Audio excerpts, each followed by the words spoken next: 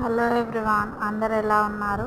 నేను ఈరోజు మంచి రెసిపీతో మీ ముందుకైతే వచ్చేసాను. ఒక 3 పాలకూర కట్టలను తీసుకొని ఆకులను సపరేట్ చేసుకొని శుభ్రంగా వాష్ చేసుకొని చిన్నగా కట్ చేసి పెట్టుకున్నాను. గ్యాస్ ఆన్ చేసుకొని కడాయి పెట్టుకొని కర్రీకి సరిపడా ఆయిల్ వేసుకోవాలి. ఆయిల్ హీట్ అయిన తర్వాత ఆనియన్, మిర్చి, ఎండుమిర్చి ఉంటే వేసుకొని లేదంటే స్కిప్ చేసుకోండి. అలాగే కరివేపాకు కూడా ఉంటే వేసుకోండి లేదంటే స్కిప్ చేసుకోండి. ఆవాలు, జీలకర్ర వేసుకోవాలి. కొంచెం పసుపు కూడా వేసుకోవాలి.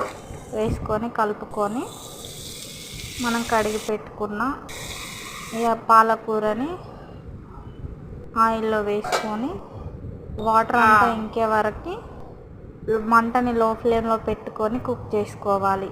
అందులో వేయడానికి ఉల్లికారం ప్రిపేర్ చేసుకోవాలి.